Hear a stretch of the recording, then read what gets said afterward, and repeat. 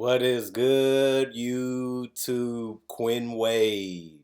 Basketball analysis coming to you with that instant analysis this time on analysisplayground.com and on YouTube. We're going to talk about my Boston Celtics destroying, absolutely annihilating, obliterating, and just finishing, finito, the Brooklyn Nets. They were just done. Early in the game, we put them away. We was able to shoot threes right in front of their face, get to the paint, lock them up defensively. We made Kyrie work for every single bucket that he had to get. It was just a flat-out embarrassment from the Nets. They didn't have enough firepower. No Ben Simmons, no Kevin Durant. That is something that you can say. But the way the Celtics was playing tonight, we was going to beat them anyway. We usually beat the Nets. I think we won our last 9 against them. This is our 10th. We were just going to beat them regardless. We just play better. We play harder. We play smarter. And we scored the ball with ace because they just lack any type of defensive deterrent to stop our guys. But I feel like it happens. You have nights like this where things don't go your way. You've seen some happiness with the Nets still, knowing that they just ran into a buzzsaw.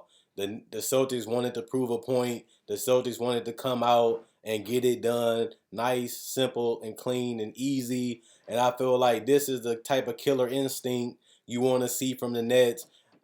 But I mean, from the Celtics, but you have to look at this game as this is what we should do. This was a team that was down on their luck. This was a team that was struggling, even being below 500 without Kevin Durant and Ben Simmons. And we supposed to go in there and take care of our business if we are a championship team. And I feel like we have done that so far this season. Had a couple bumps in the road here and there, but it's an 82 game season. It happens. But other than that, I'm proud of this team. They had me excited. I was very enthusiastic about this game just because I felt like my Celtics was going to bring it. They scored 139 points. That's just absolutely outstanding. The Nets didn't even score 100 tonight. They only scored 16 points in the first quarter. They fall to 31-19, 6-11 away for the Nets. The Celtics improved to 36-15, 19-6 at home. This is an absolutely the crowd was just going crazy the whole night just because the Celtics really brought it. They brought their A game tonight, and they always want to send a message to the Nets for some reason. Seems like they get up for these type of games, and that's just good to see, especially in a long season that we still have that type of force that we can still play with each and every night.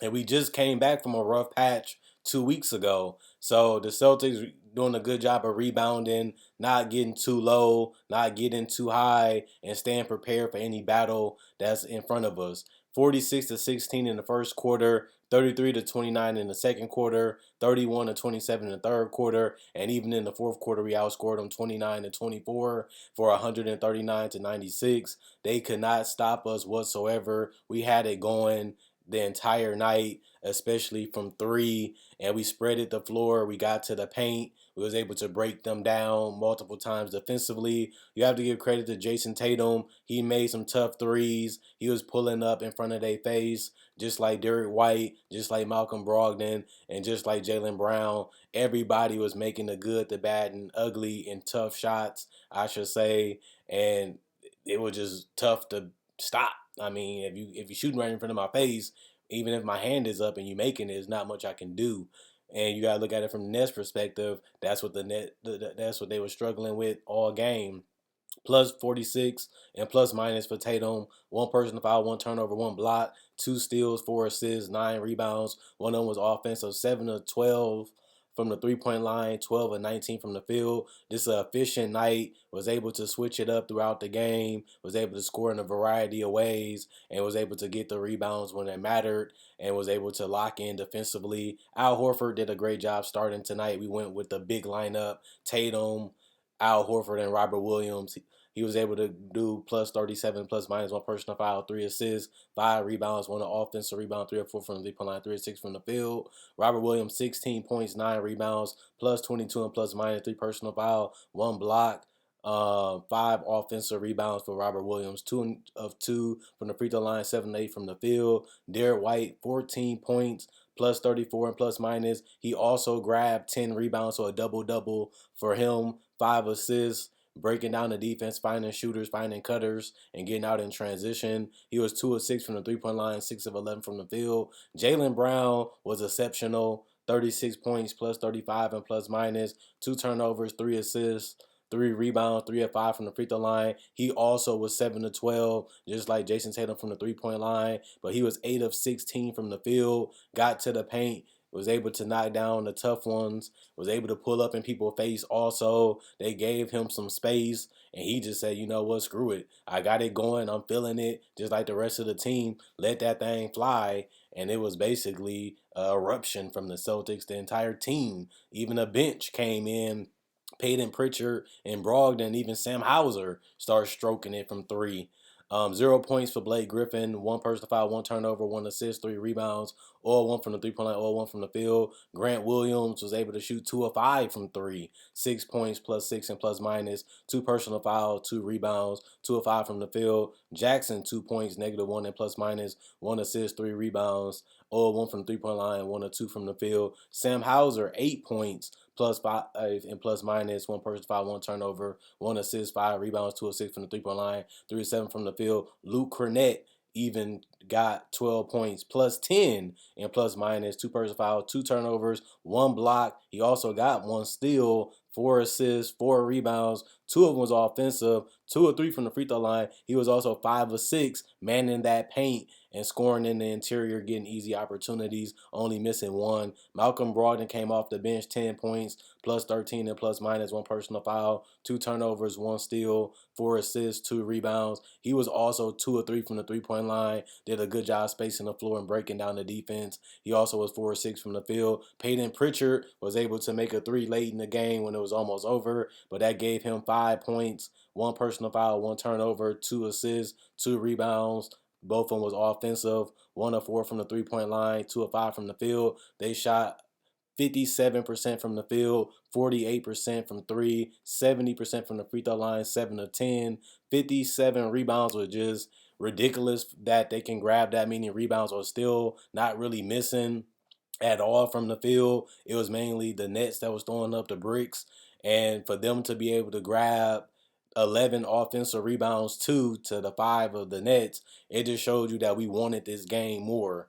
28 assists, we out assisted the Nets. We had 4 steals, 4 blocks, 10 turnovers, 13 personal fouls.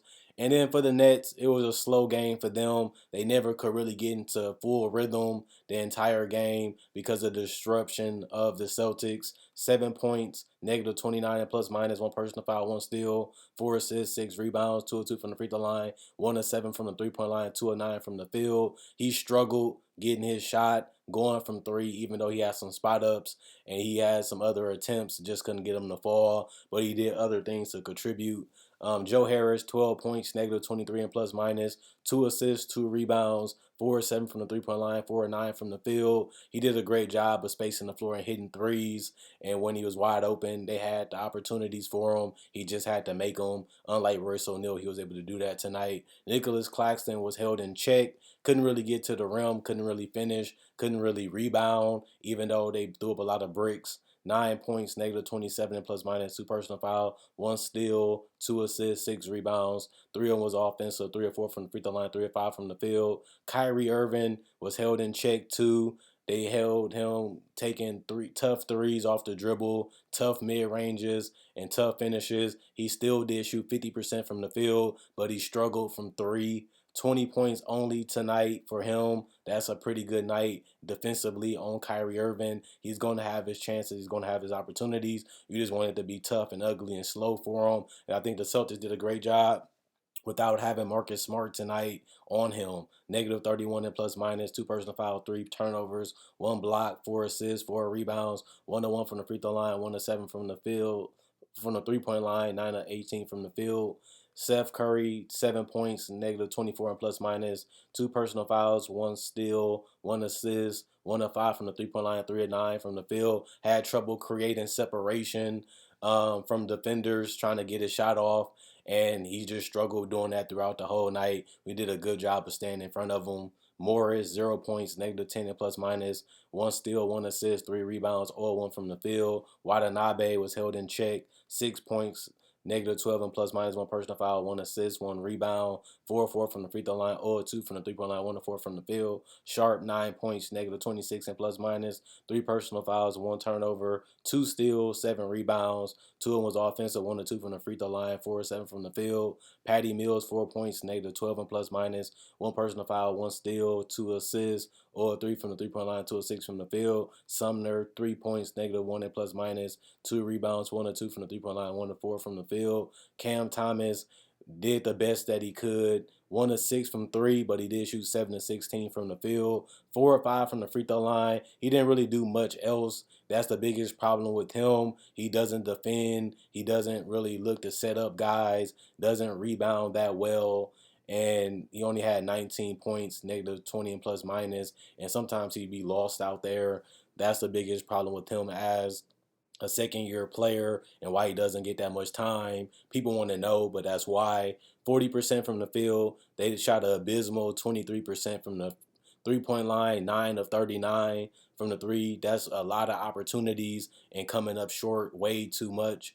15 of 18 from the free throw line, 83%. 32 rebounds, 19 assists, 8 steals, 1 block, 5 turnovers, 12 personal fouls, and 96 points for them. Just an absolute washout from the Celtics. They came to play. They came ready like they usually do, and they delivered and got it done. This is the best of the East. This is the best of the NBA. They're not playing no games this season. You have to come beat us. That's how I feel as a Celtics fan. That's how they should feel as the players in the organization. We are the best of the best. And if you ain't playing your best game, you're not on your A game, you're going to have a trouble and a hard time beating us. Other than that, like, comment, subscribe, and share. Hit the notification bell for more analysis coming your way. Check out my podcast in the description. Like on Facebook, that will also be in the description. Quinn Wade, Basketball Analysis, signing out. And I'll see y'all with the Phoenix game next.